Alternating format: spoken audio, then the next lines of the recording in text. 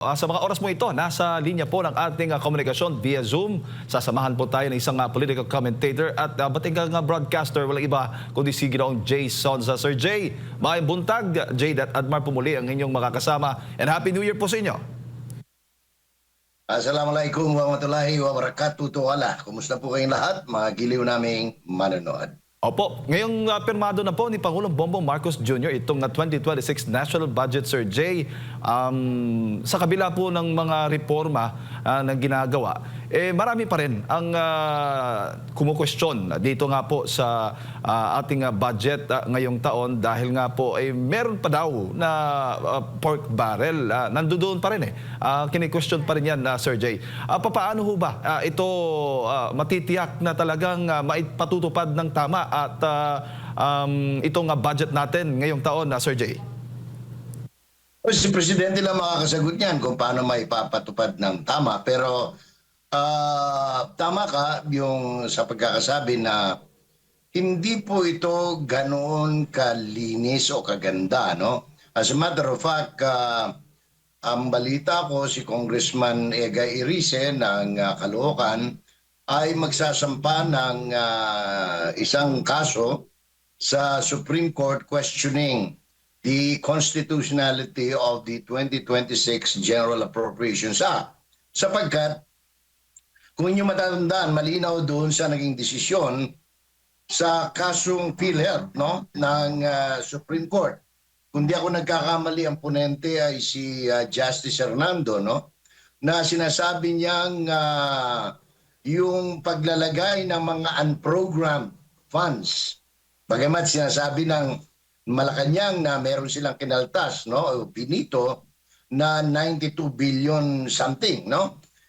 Meron pa rin natitirang unprogrammed funds. And malinaw dun sa desisyon ng Supreme Court that any unprogrammed fund, especially kasama ang allocables na bagong terminology sa pork barrel o PDAF ay illegal and unconstitutional. So, we're expecting anytime soon na si Kinatawan Irice ng Caloocan will be filing the case. Ngayon, doon sa... Kasi maganda yung sinabi mo paano may patutupad ng maayos. Kasi paano may patutupad ng maayos ang isang bagay na hindi maayos in the first place. Halimbawa, example na lang, bakit kinakailangan? Maganda pakinggan inalis na yung MAEP na ayuda na kukuha ka pa ng guaranteed letter mula sa congressman. Hindi na raw ganun, no? Wala na raw, hindi na raw pakikialaman ng mga congressman. Tangi executive na lang ang gagawa. Fine, trabaho naman talaga yan ng executive, no, ng DOH, ng DSWD. However, pag tiningnan mo siya, bakit kinakailangan pang i-segregate yan, yung pundong MAEF, no, na pwede mo namang idiretso yan sa universal healthcare na inutangan mo, no, na kinunan mo ng pera pagkatapos ginastos mo sa ghost project ng flood control. Oh. So, bakit hindi na lang ibalik yan? And let the, anong tawag ito, the PhilHealth handle the, total para sa hospitalization yan Bakit ang dami pang layer? So, doon pa lang meron na naman problema. No? Pangalawa, I don't know, sa umpisa pa lang sinasabi ko na doon sa ating mga kababayan na nananaginip na matatapos na yung subway, yung mga metro train, yung mga north-south rail, yung mga tulay na mga ganyan, flyover. Malabo po sapagkat kung inyong titingnan, lilimiin ninyo, examine ninyo yung in-approve na General Appropriations Act. Yun mga funding dyan, bagamat itong mga program na ito ay funded ng foreign countries, hindi mababalan po yan sapagkat yung counterpart peso na dapat ay nakapaloob sa proposed GAA, hindi po nangyari. Inalis yan. Ewan ko kung bakit, no? So, yung mga subway, metro subway, medyo hanggang panaginip na lang muna yan. Yung mga, kasi yung mga foreign assisted program o project, nangangailangan ho yan ng peso counterpart. Kaya pag wala yung peso counterpart, hindi magre-release siyempre yung funder na foreigner. So, in a nutshell, yan ang ating unang observation, Jade. Po, at nabanggit nyo nga na dito nga sa, bago ba sa inyo itong patakaran na dapat wala ng politiko, dapat opisyal lang ng gobyerno, I mean sa executive, nabanggit nyo nga, ang magpapatupad nitong MAITIP at itong AX at itong TUPAD, no? Mga programang ang pinamimigay madalas noong nakaraang taon pa. Alam na natin yan, hindi ho ba nasa batas na po yan before pa at hindi na po yan bago, Sir Jay? In theory, dapat ganyan, ano? Pero alam naman natin ang katotohanan. Kahit na ngayon, I doubt it very much whether they will implement it that way. Dahil ang dali-daling sabihin yan, no? Siguro mas mabilis sabihin ng ano yan, kung may recommendation. May recommendation pa rin yung politiko. Ganon din eh. Kunyari, DSWD by way of the executive, no? Ang mag-i-issue. Pero isa sa requirement would be a referral letter from the congressman. Kasi madaling imposibleng ano yan eh. Imposibleng, yun nga, pagpapaganda sa press release, maganda sabihin yan. Pero tingnan natin sa practice. Hindi na ba kailangan ng referral mula sa congressman, mula sa gobernador, mula sa mayor? Tingnan natin. Anong tawag nito? Kapipirma lang, hindi pa natin, wala pa yung mga implementing rules and regulation, kumbaga, IRR, no? So makikita natin yan. Kung ngayon, kung wala na talaga yan, baka pwedeng paniwalaan natin. Opo. Doon po sa mga unprogrammed funds, more than 90 billion pesos po yung na-veto ng Pangulong Bongbong Marcos Jr. Yes. At may mga natitira pang unprogrammed funds ang hindi vinito. Kung kayo pong tatanungin, Sir Jay, ano ho yung dapat i-veto o ng Pangulo dito sa budget natin ngayon? Ang ideal sana ganito ay Jade, no? Kung ano yung kikitain ng gobyerno, projected, wala sa BIR, BOC, Customs, lahat ng government financial institutions, yun lang dapat ang binabudget para hindi tayo umuutang. Ang problema kasi, nag-approve tayo ng almost 7 trillion na budget, pero ang projected natin kikitain is only 5 trillion. Entonces, kailangan natin mangutang ng almost 2 trillion pesos. Now, ang tanong dyan, saan ka uutang? Meron bang magpapautang?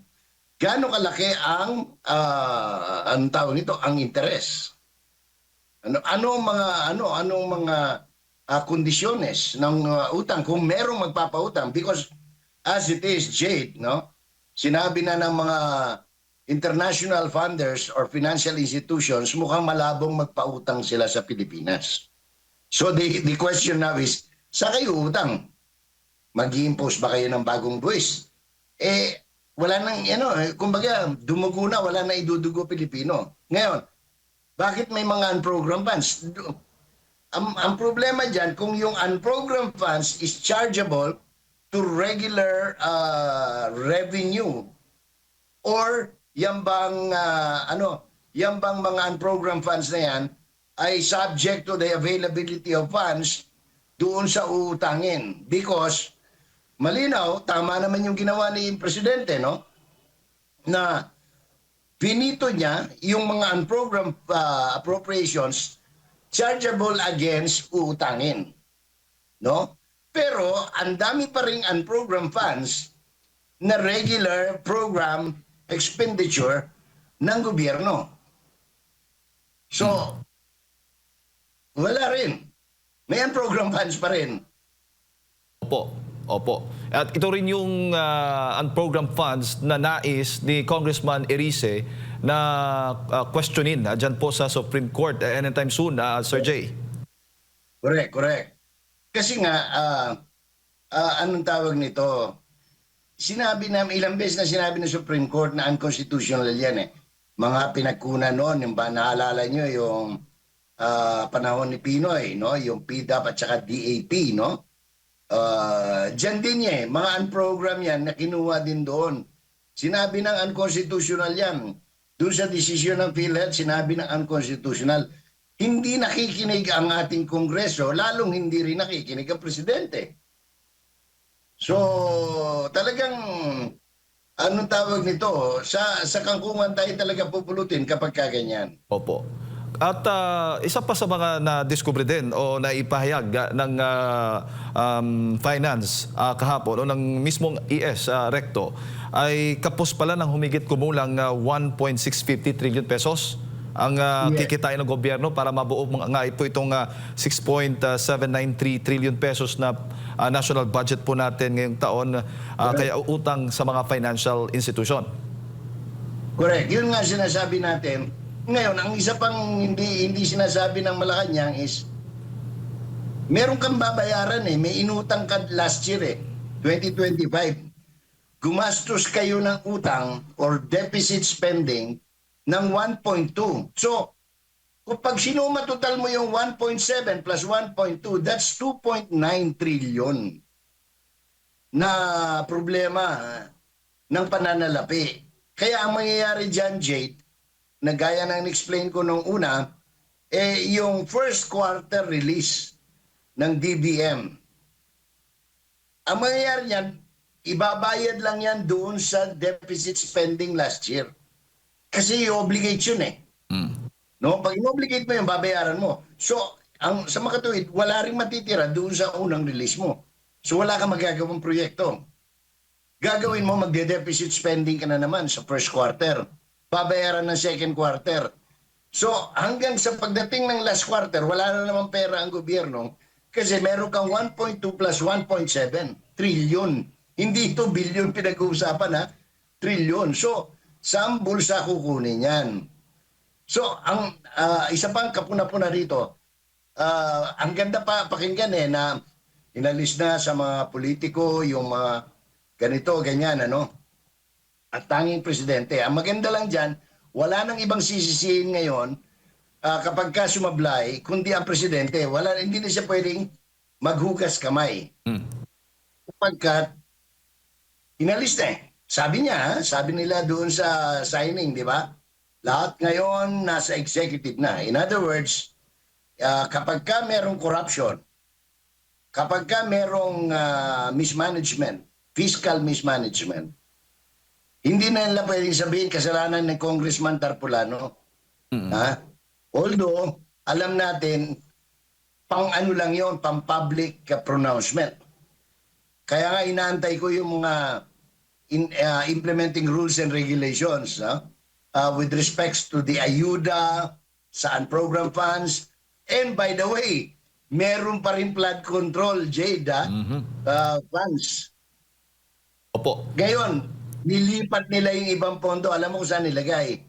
Doon pa rin sa mga project na mahirap, parang flood control. Mahirap anong pangalan nito, tutukan sapagkat yan ay farm to my pocket road projects. Ay, farm to market road project pala. Yun ang mayabang ko. Tinitingnan ko listahan dito magkano ang nilagay nila sa Yung original, kung hindi ako nagkakamali, Sir Jay, yung original 16 billion pesos at yung budget 33 billion pesos. Dinagdagan po nila ng 17 billion pesos. Correct, correct. Ayan, kaya yung mga, sabi ko na, yung mga pagbaha sa Metro Manila, malabo pang makoreksyonan yan dahil binawasan yung mga budget para sa para sa mga foreign assistance project tulad mga Metro Manila Pumping Station, Pasig Marikina Spillway, Cavite Bataan Bridge, mga tulay sa Negros at iba pa. No, so from 70 billion, naging 17 billion. So, paano mo itatayo yan? So, yan ang mga problema natin. Yung farm to market road, yan. ginawang 32 billion from 16 billion. So, malaki na naman ang nanakawin. Ay, nanakawin. See. Ang kailangan nilang iayos. Mm. Baka mapunta na naman yan sa pier para kung saan nandoon yung kanilang yate, nasaan yung kanilang mga resort. Ha? Yan ang ating naging karanasan last year. Opo. So, At documented ito, hindi ito bukang bibig lang. Opo, opo. So ito po yung nakikita po yung red flag kumbaga dito nga sa pinirmahang 2026 national budget, may tinatawag pa rin bang allocable? Kasi nga 'di ba, pondo ng isang ahensya tulad nito sa DPWH at pupunduhan o gagawa ng mga proyekto doon sa mga distrito o mga syudad. Walang pinagbago eh. Ang pinagbago lang yung amount. Pero yung sistema naroon pa rin. Yung system of corruption o pinagkukunan ng corruption o pandarambong, nandoon pa rin. In fact, wala namang binago. Ang nabago lang, hindi na kuno makikialam yung mga congressman. Pero yung sistema ng DPWH doon sa mga allocable o iniaalok, no? Sila pa rin ang may sabi. Di ba? Pag tiningnan mo yun, malinaw yan. At saka, ito'y siguro para sa mga mayors, governors. Merong inalis dyan sa budget, Admar Jade, no? Na dapat laan para sa mga local government, pero inalisan, binawasan. In other words, kung inaasahan nyo lalaki yung mga internal revenue allotment niyo, wag muna. No? Baka mamaya, inutang nyo na yan o ikinomit nyo na yan sa mga kaibigan yung kontraktor. Malabo yun. Opo. So yan ang hindi pa umiimik yung mga League of Provinces, League of Municipalities, League of Cities. Please check the General Appropriations Act. Baka yung mga inaasahan ninyong assistance o yung talagang laan para sa inyo, wala kayong matatanggap. Opo, opo. So may allocable, issue ng allocable at issue ng unprogrammed funds at ito pang issue ng MAIFIP, tulad at AIX. Ito yung mga nakikitang questionable po sa inyo. Hindi ko sinasabing questionable. Dapat babantayan. Hindi, questionable. Lalo na yung foreign assisted. Kasi, kumbaga, yung panaginip natin na halimbawa, magkakaroon ng tulay sa ganito, chargeable, tapos funded kunyari yan ng Norway o kung anumang bansa. Hindi po yan may tatayo ng walang counterpart peso. So kung walang counterpart peso, o binawasan yung counterpart peso, mababala yan. Kung halimbawa, iniasahan nyo matatapos this year or next year. Baka sa 2037 na yan matapos.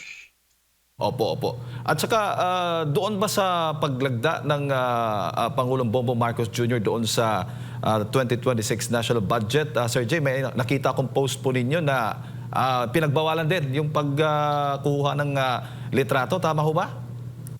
Yun ang hindi ko maintindihan eh. Bakit takot na takot sila sa smartphone? Bakit natakot sila? Kasi yan ang bagong system of communication, of recording videos by reporters. Bakit? Takot ba sila na may mahagip na naman na nag-aabot ng kupita, tumutungga? Meron bang ganon? O takot ba sila makita na may black eye? O anong tawag dito? Naluluha na yung mga mata? Yung mga ganon? Meron ba silang makikita diyang hindi nagsusuot ng bra? Paano ba? Bakit sila? Parang praning na praning. Para tayong patras eh. Kasi ngayon kahit na recording, ginagamit natin cellphone na, di ba? Smartphone na. Di ba? Kahit pag-feed ng live, cellphone na. So, hindi parang balintuna ang ginagawa natin unless, of course, meron silang itinatago sa publiko o naisitago sa publiko. I just don't get the rationale, no? Of tapos sasabihin na hindi naman lahat na pati congressman, pati senador pinaiwan yung mga cellphone. Hindi totoo yun. Kausap ko nga yung isa na nandoon na during the signing eh. Imposible, yun, nakikipaglokohan tayo. Yun po. Opo. Sir Jay, bago ko lang ipasok kay Partner Admar, isa rin po sa mga nilinaw ng Senate Finance Committee Chairman o Chairperson na si Senator Sherwin Gatchalian na walang nakalaang Yes. pondo sa 2026 national budget para sa impeachment ni Vice President Sara Duterte. Anong komento po ninyo? Maraming wala. No? Tinitingnan ko rin. Dahil supposed to be sangguniang kabataan eleksyon ngayon, di ba? At saka barangay elections. Tapos meron pang isang eleksyon. Dapat ngayon yung eleksyon sa Autonomous Region of Muslim Mindanao. Wala rin ako nakitang appropriations doon. At saka itong special elections, halimbawa kung papalitan kung sino ipapalit kay anong pangalan nito, kay Romy Acop, no, sa Antipolo. O kung sino pang congressman yung mamamatay within the next few days, no? So so isa yan sa mga nakita kong kulang, no? Na dapat sana hindi lang anticipated, kundi nandiyan na kasi yan. These things happen before the signing of the GAA. Manong Jay, magandang umaga, may buntag. Noong Good morning. 2025 State of the Nation Address ni Pangulong Bongbong Marcos, sinabi niya, and I quote, "Therefore, for the 2026 national budget, I will return any proposed general appropriations bill that is not fully aligned with the national expenditure program." May mga pumalakpak at nag-cheers. At sabi pa niya dito, and further, "I am willing to do this even if we end up with a reenacted budget." Pinalakpakan ulit siya. Tapos sinabi pa niya, "Hindi ko aaprubahan ang kahit anong budget na hindi alinsunod sa plano ng gobyerno para sa sambayan ng Pilipino." Sa tingin niyo po, natupad ito ng Pangulo considering marami pong mga budget dito na iba yung original sa naipasa mismo na budget, tumaas. Manong Jay, ang sabi niya, dapat naayon sa National Expenditure Program. Pero may mga pagtaas tayong nakikita. Sa tingin niyo po, naging makatotohanan si Marcos Jr.? Ewan ko kung sino ko. Kung siya Padilla ba yung kumanta ng Mambobola? Tararararararan, ganon, di ba? May kantang ganon. Kasi, kung tingnan mo, dapat nakaangkla yung GAA doon sa NEP. Ang NEP, National Expenditure Program, yun po ang sinusumiti ng gobyerno sa Kongreso, ng executive sa Kongreso, para maging gabay nila sa pagpasa ng panukalang gastusin. Apparently, marami hindi nasunod. Tingnan natin, himay-himayin natin, ano? Halimbawa sa Department of Tourism, ang sabi ng Department of Tourism, kailangan namin ng 500 million. Pero, ang inaprubahan nila, 1 billion. Nagdoble, no? Binawasan naman sa budget yung foreign assisted project na binanggit ko na kanina, no? Na originally 70 billion ang requirement dyan, naging 17 billion na lang. So, apektado na ngayon yung balinto na ito dun sa speech ng presidente. Ngayon, yung Farm to Market Road, 52.3 billion, ang dami nalulula ako dito sa mga bawas Bawas, kaya tinawag ko yan doon kahapon sa post ko na dagdag bawas na budget. Ito yung budget na dagdag bawas. Contrary doon sa pagsisip-sip ni Senator Tito Soto na the cleanest daw na budget. Kasi kung may unprogram yan, merong allocable, ano pa rin yan? It's still masagwang ba? Ang masagwa yan in a sense na ito'y hindi maganda. Pero maganda yan para sa presidente dahil siya lang may control. Walang ibang pwedeng magnakaw kundi ang presidente kung may magnanakaw. Opo. Dito naman po sa naging pahayag ng chairman ng APRO or sa finance dyan po sa Senado, si Senator Sherwin Gatchalian, sinabi po niya na meron daw bubuuin sila katuwang ang nasa Kamara na oversight committee.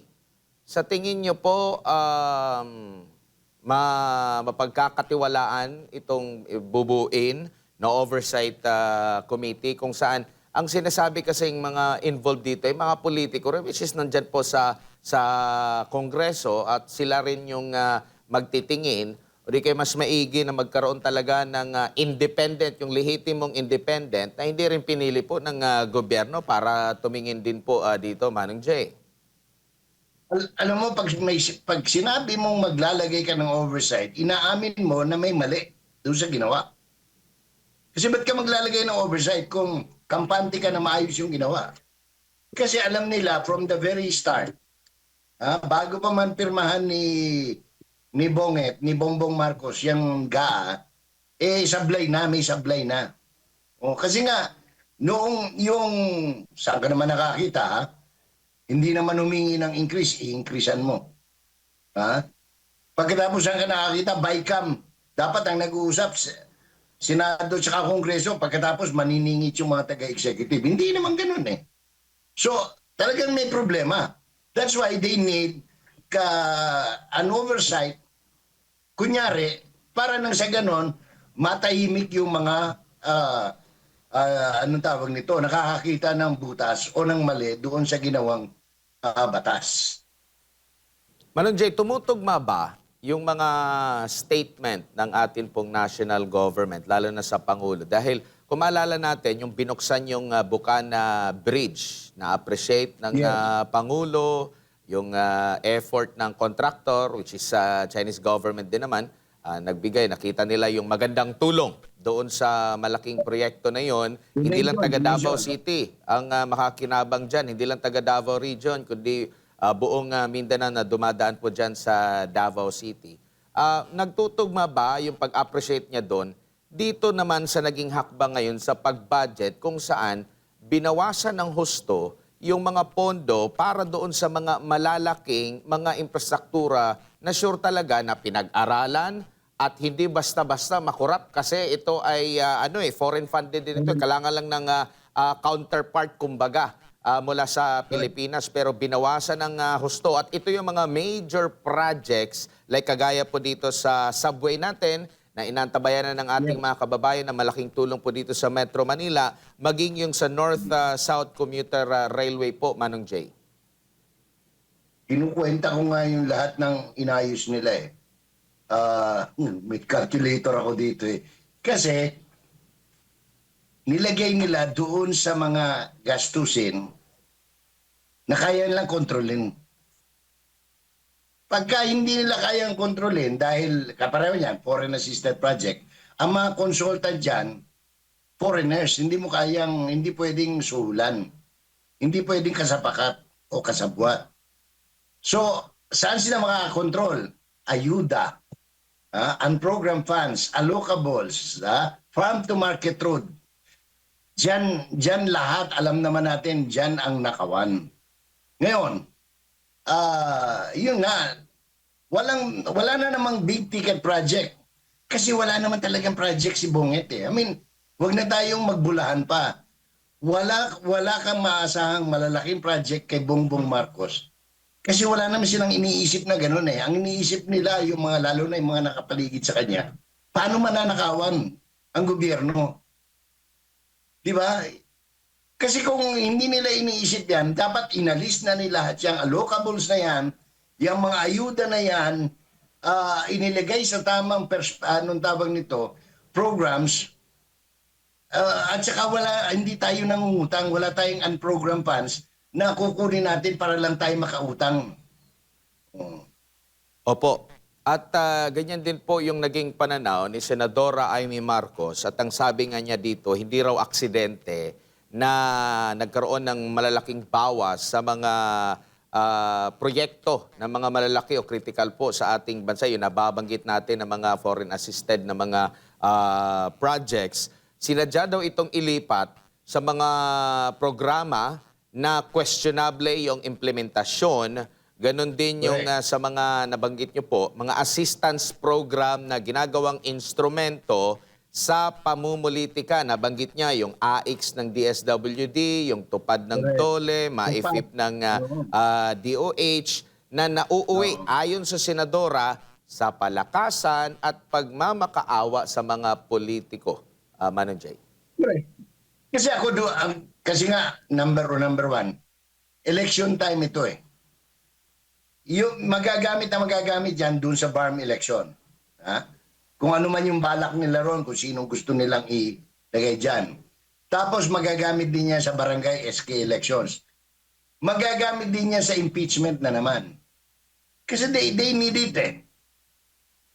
Hindi nila maipapasayaan kung wala na sinanay nila yung mga congressman eh. Hindi naman lahat, no? Hindi natin nila lahat.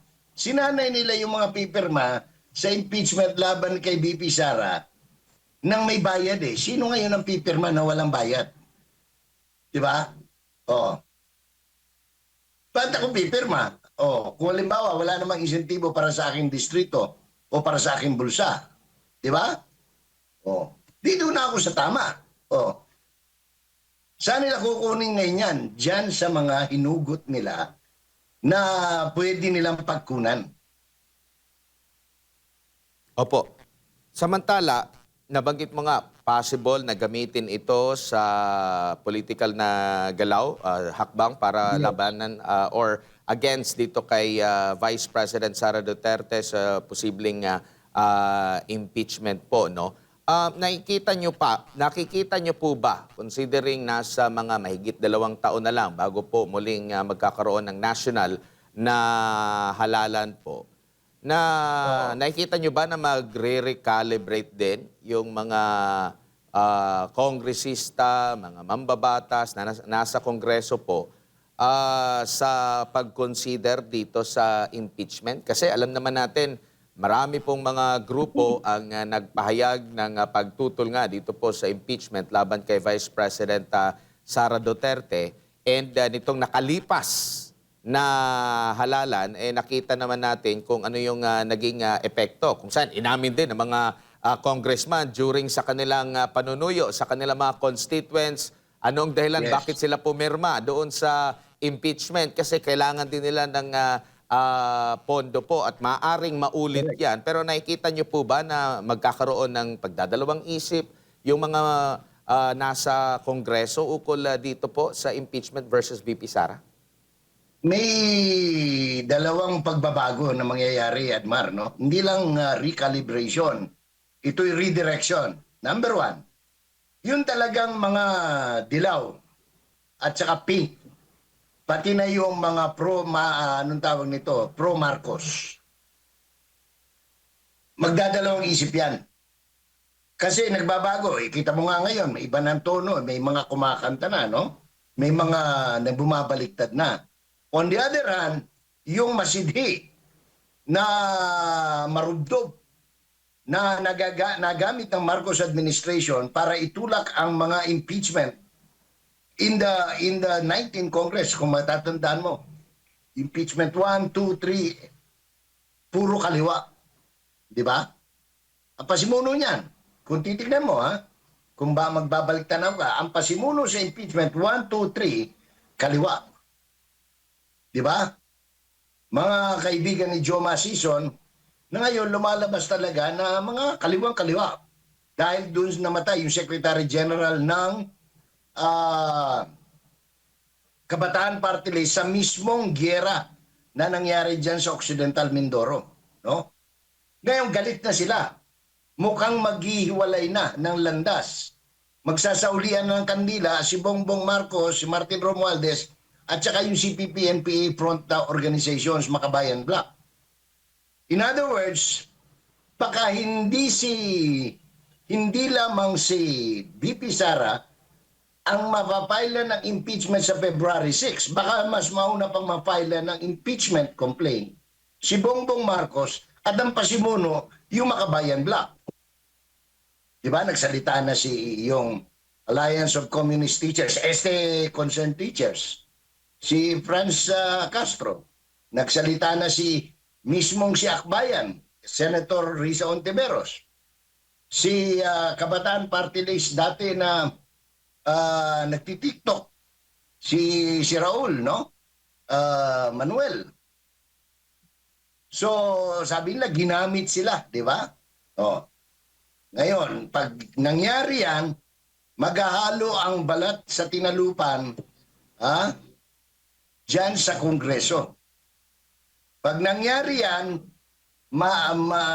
kasi itong mga progressive bloc, kumisan umaandar yan ng walang pera, madalas, no?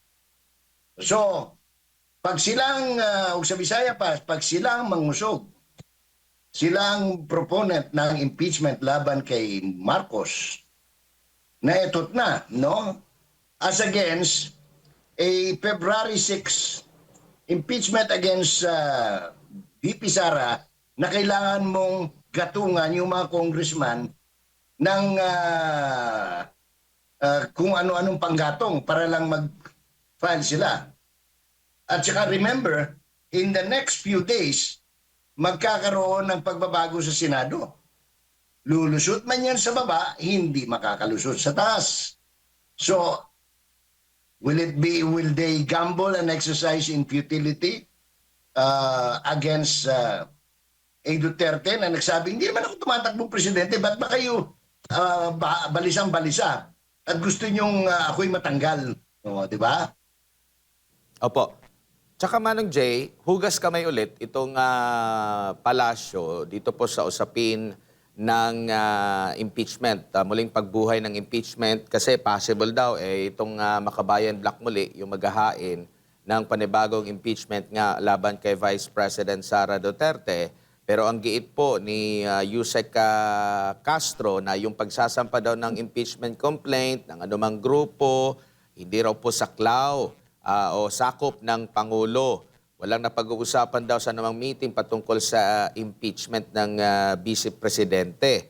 Ang tugon daw ng Pangulo sa lahat, para sa lahat, ang dapat managot ay dapat managot. Yun lang po, no? So, kumbaga, tingnan natin yung consistency po. Kasi, tinanong din siya ulit na... tinanong din siya ulit po. Opo, Manong Jay? Baka maitbulaga sila na akala nila yung kaliwa magpapile ng impeachment laban kay Inday, sila pala ang papile ng impeachment. Opo. Tingnan ko lang natin, Manong Jay, yung consistency ng kanilang mga... Matagal na rin nilang sinasabi ito na hindi daw sakop ng Pangulo. Bagamat meron ding unang payag ang Pangulo na hindi daw makakabuti nga itong impeachment laban kay Vice President Sara Duterte. Pero dito, tinanong ulit siya ng media sa press briefing kahapon na baka pwedeng kausapin ng Pangulo ang Kamara na maiwasan ulit yung ganoong pangyayari since ang impeachment laban kay VP Sara last year ay failure of impeachment. Pero sumagot itong si Yusek Castro, failure of impeachment. On our part, we cannot say that it is a failure of impeachment. Sinagot ulit niya na akala ko ba walang pero meron silang komento rin patungkol dito sa impeachment, Manong Jay. So anong basa mo rito? Alam mo, kuminsan pag pinapakinggan, hindi kuminsan, madalas, itong mga huling araw, pag pinapakinggan ko si Yusek Claire Castro, parang, ano ba ito, abogada ba ito, mentally challenged ito. Parang kasi, balinto na lahat yung mga statement niya. Kaya, wala nang kredibilidad. Kaya nga ang spokesman ngayon, si Bongbong Marcos na mismo. No, di ba? SSS, siya na nag-a-announce, GSIS, siya na nag-a-announce, DSWD, siya na nag-a-announce, pati pension plan, siya na nag-a-announce. Kasi nga, wala nang kredibilidad eh. Sa totoo lang, kaya sirang-sira si Bongbong Marcos sa publiko, isa sa mga dahilan dyan, si Claire Castro. Oh. So, when Claire speaks, yung kabila na ang paniwalaan mo kasi malabo ito. Ganun. So, mahirap pag meron kang spokesperson na prejudge na ng publiko. Parang pinagtatawanan na nga ng publiko eh. Oo. Opo. Sir Jay, huli na lang, kung malakas po yung umuugong na mga balitang bubuhayin muli itong impeachment laban kay Vice President Sara Duterte, possible ba na meron Bubuhayin ding yan. impeachment Bubuhayin laban kay talaga nila yan. PBBM? Bubuhayin talaga nila yan. Hindi, kasi remember, Romualdez and Marcos are so obsessed in making sure that Inday is no longer part of the equation sa 2028. Unfortunately, mas lalo nilang pinalalakas. Sa totoo lang, silang nagpapalakas kay Inday, no? Wala namang ginagawa ito politically si Inday, eh.